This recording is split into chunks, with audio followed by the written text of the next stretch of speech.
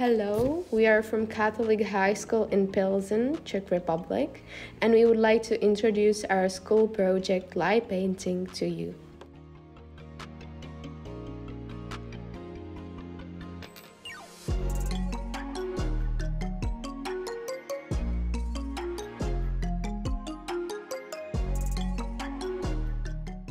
Light painting is a photographic technique where long exposure times are used.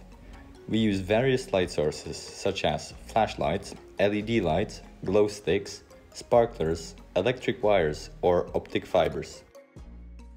We also create our own light pencils for light writing, glowing and color-changing lightsabers, rotating light wheels, or light hoops.